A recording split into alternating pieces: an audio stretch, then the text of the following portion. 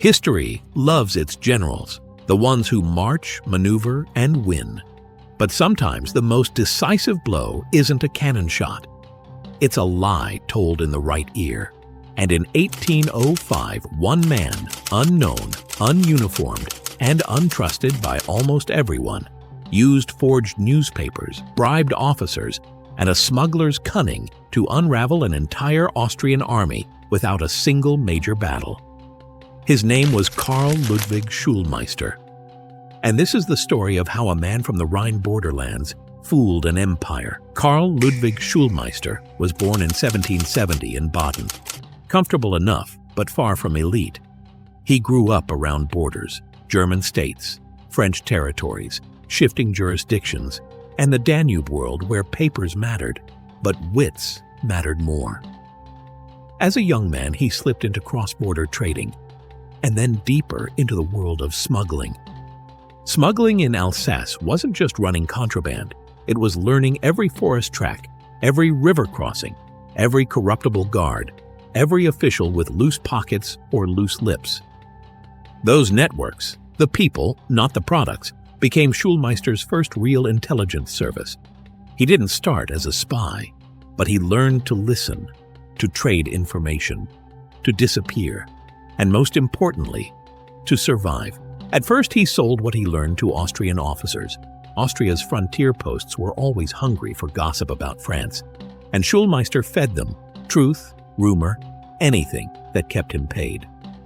But at some point, the double game began. Or perhaps it was always a double game.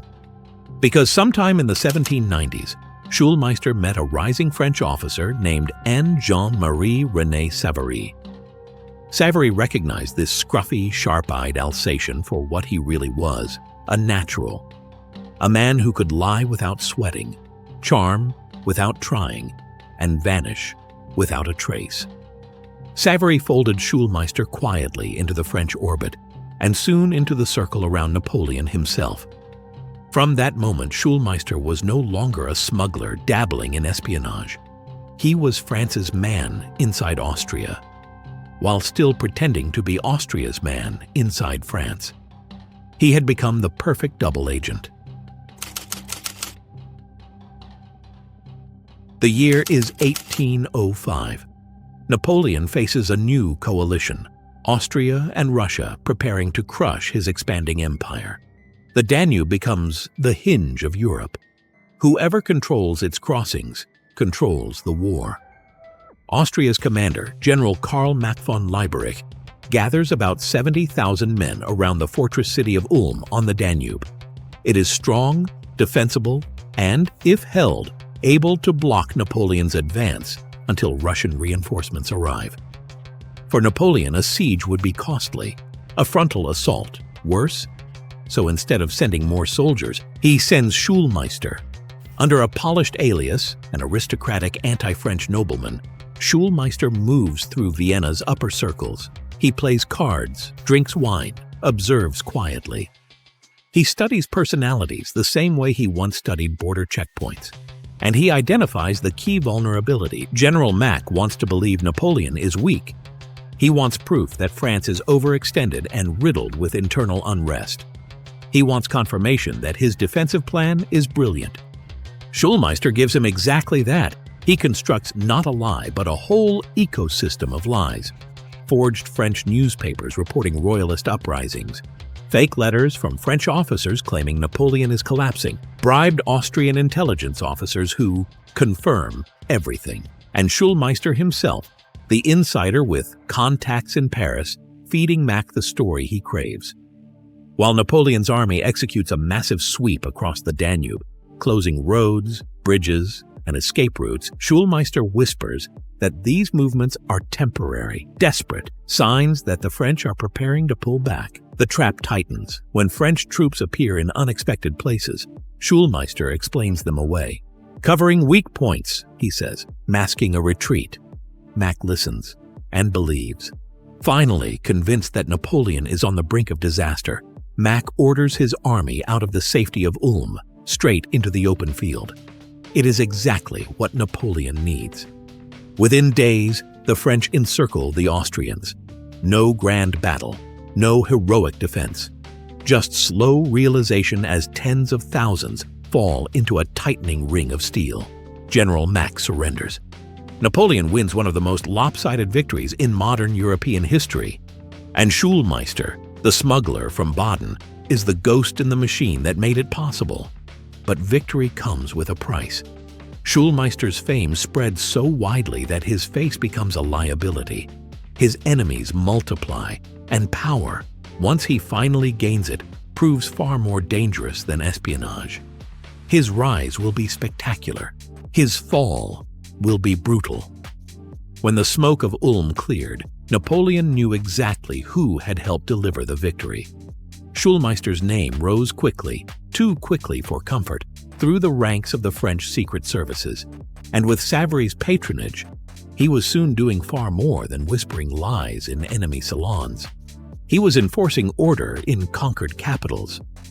After Ulm, Schulmeister served at Austerlitz and continued intelligence work across Central Europe. But his real transformation came in Vienna. There, under French occupation, Napoleon empowered Savary and his agents to keep the city quiet, compliant, and under watch. Schulmeister became one of the most feared men in the city. He oversaw arrests, interrogations, surveillance. His past as a smuggler gave him an instinct for networks, who spoke to whom, who hid information, who could be pressured.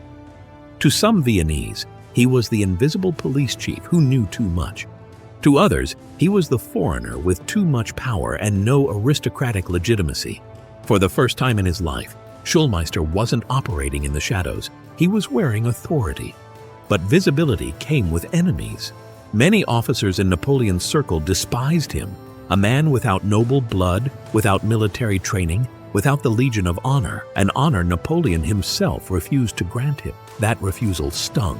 It told Schulmeister exactly how far he could rise and how far he would never rise. Yet he was not poor, far from it. By 1809, Schulmeister held the post of Commissary General of Armies in the field, a role that controlled supply lines, contracts, and lucrative logistics. Through official appointments and private ventures, and perhaps a few of the murky opportunities that wartime administration always presents, he amassed estates and a fortune.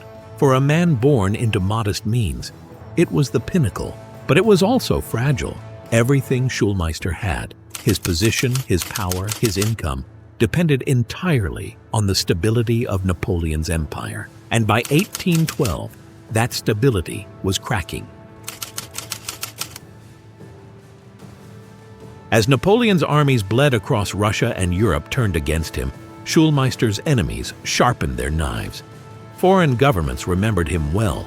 Austrian officers remembered him all too well. When Napoleon abdicated for the first time in 1814 and the old order swept back across Central Europe, Schulmeister did something he had spent his whole life avoiding. He stayed in one place. At his country estate, he waited to see what the new rulers would do. What came was not an arrest. It was a message. An Austrian artillery regiment, yes, artillery, not police, was redirected from frontline operations for one specific task: destroy Karl Schulmeister's house, not seize it, not confiscate it, destroy it. A symbolic act of revenge for the humiliation of 1805, a way of telling him, we have not forgotten. The smuggler who once danced between jurisdictions now had no jurisdiction to hide behind. And when Napoleon attempted his stunning comeback during the 100 Days, Schulmeister's fortunes briefly flickered upward, then collapsed completely after Waterloo. His wealth evaporated, his influence vanished, his networks dissolved. The man who once manipulated generals now struggled with ordinary life. In the end, Schulmeister returned to Strasbourg, the city where his journey had begun. The city whose alleys once made him a smuggler. The city whose taverns once fed him gossip that shaped European battlefields. But he didn't return as a spy master, or a police chief, or a man of estates. He returned as a shopkeeper. Running a small tobacconist's stall, he lived out his final years quietly. Customers came and went. Some may have known his past. Most had no idea. To them, he was just another vendor selling tobacco in a city that had seen too many empires come and go. Karl Ludwig Schulmeister died in 1853. No medals, no memoirs, no grand funeral. Just a small obituary for a man whose lies once shifted the fate of Europe.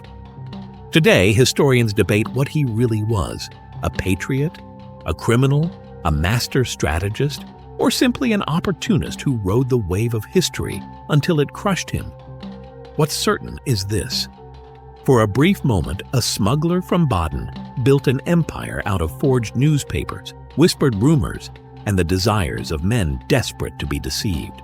And in doing so, he showed that warfare isn't only fought with armies. Sometimes the fate of nations turns on a document written in the dark by a man no one was supposed to remember.